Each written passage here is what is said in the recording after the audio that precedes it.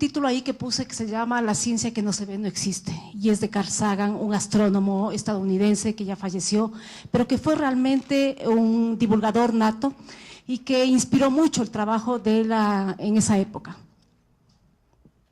La divulgación en Ecuador se hizo así como de forma sostenida entre el 98 y el 2006, y fue el primer programa de ciencia y tecnología, que no se ve casi, que empezó a dar resultados para ser mostrados a la ciudadanía.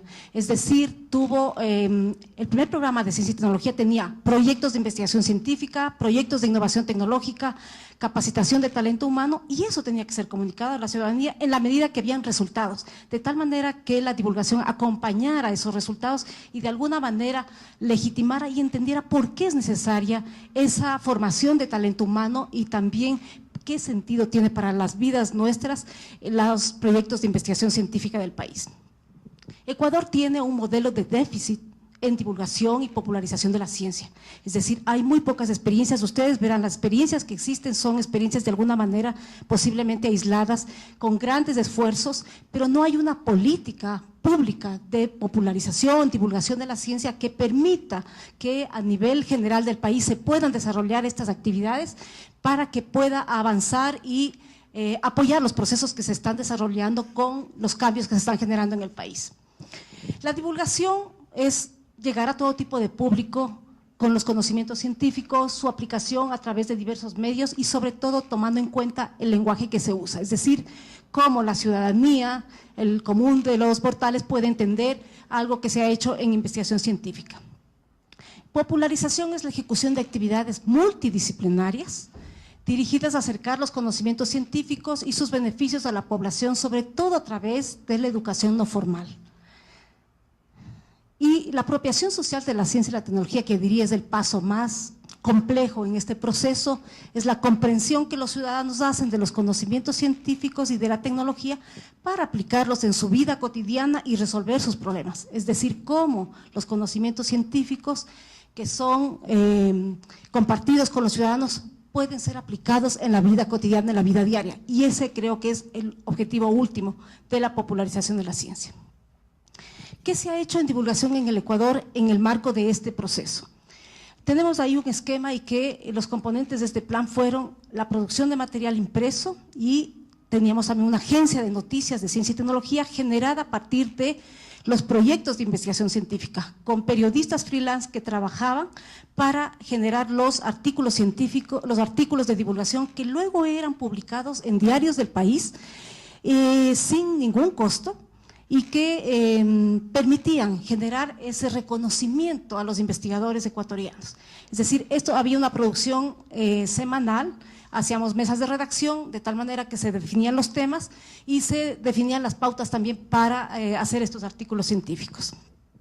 En cuanto a la producción de material audiovisual, hay 150 materiales producidos entre spots de televisión, entre documentales, mini documentales, entre materiales para los colegios también, y también hicimos reportajes. Y aquí quiero comentarles el valor de la televisión, esa niña mimada, diría yo, de casi todos nosotros.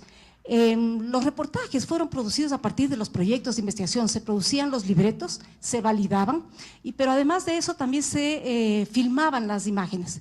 Hicimos acuerdos con algunos canales de televisión, noticieros, y sobre todo uno que se compró esta idea de divulgar la ciencia, aunque no vendiera mucho.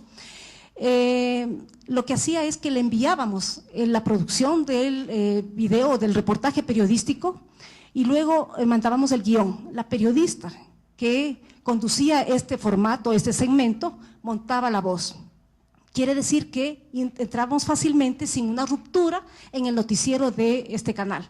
Eso se mantuvo por alrededor de 3 años. Hasta ahora ese canal continúa con este espacio de ciencia y tecnología y luego evidentemente con auspiciantes.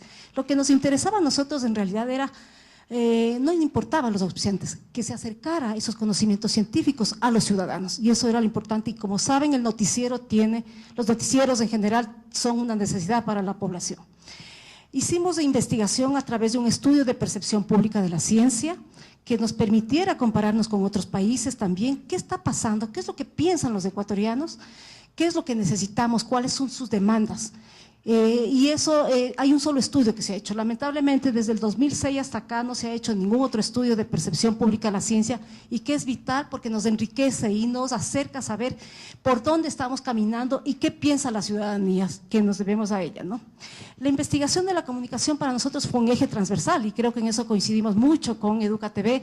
Me encanta esta línea porque permite estar en contacto permanente con la ciudadanía para ir monitoreando, midiendo qué está pensando, qué impacto, qué cambio está generando, qué problemas hay, de tal manera que nos permita hacer ajustes y lleguemos con el impacto deseado. En este marco se creó también la maestría en comunicación pública de la ciencia en una alianza, fue un concurso público que se sacó con un fondo semilla, y en la que ganaron la Universidad Central del Ecuador a través de su Facultad de Comunicación, una Facultad de Comunicación del ESPOL y la Facultad de Comunicación de la Universidad Nacional de Loja. Quito, Guayaquil y Cuenca entraron en esta. Hay promociones de las 3 universidades y hay graduados ya de las 3 universidades. Entiendo que el ESPOL está en una segunda promoción de su maestría y que la central está pensando ya en reeditar. Es decir, es una necesidad del país de contar con talento humano formado de alto nivel en comunicación pública de la ciencia y la tecnología. Y también, evidentemente, hicimos un trabajo muy fuerte con periodistas. Es decir, los periodistas y el periodismo científico es un elemento fundamental en la vida nuestra, porque está muy cercano. Trabajamos mucho algunos cursos, varios cursos, y alrededor de unos 300 periodistas fueron formados en estrategias, en cómo apasionar a la gente, en cómo decir las cosas, en cómo enamorar para que la ciencia sea cercana a los lectores. ¿Qué es lo que hemos visto hasta ahora?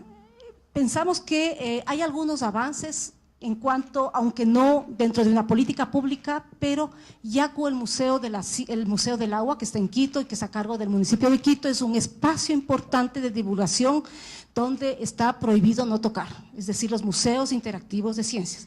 Y ahí los niños aprenden y desmitifican un montón de cosas.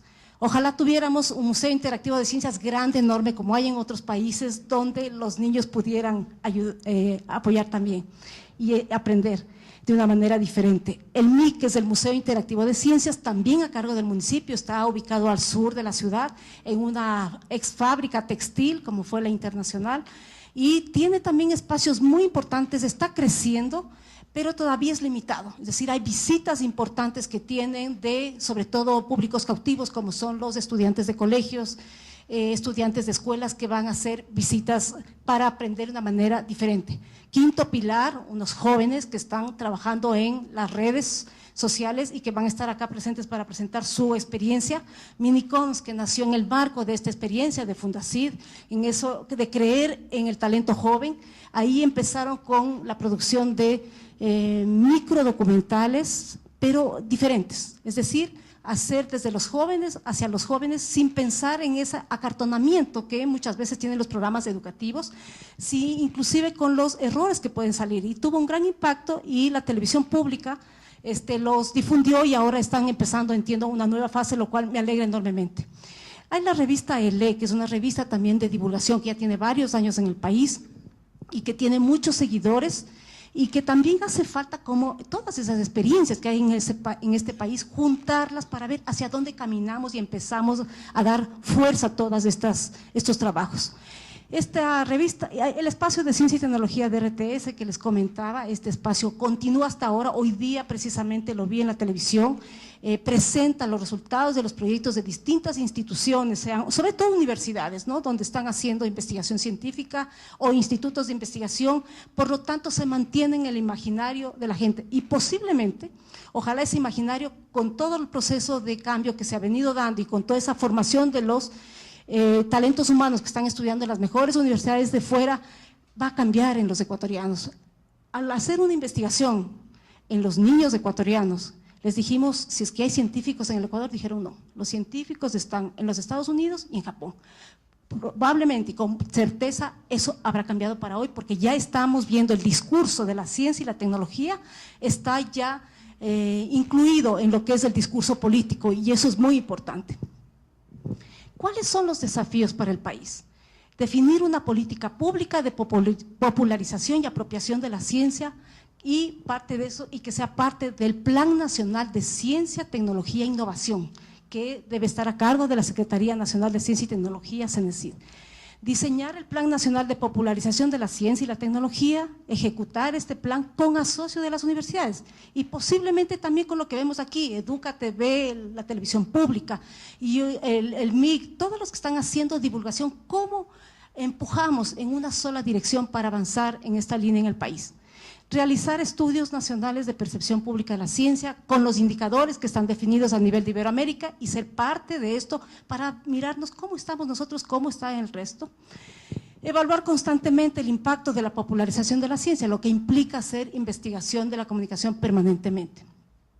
Las universidades, que serían los centros donde se genera el conocimiento, los centros de investigación que existen, también tienen que generar un área de divulgación de la ciencia, que no tienen a veces dentro de comunicación general o relaciones públicas, pero en general no tienen las universidades un área de divulgación de la ciencia, una política de divulgación al interior que muestre a la ciudadanía lo que sus investigadores están realizando. Diseñar y ejecutar un plan de divulgación para la ciudadanía, transversalizar la investigación, contar con personal preparado. Esto requiere de especialización, sino improvisar e igualmente evaluar el impacto de las actividades de divulgación. Gracias.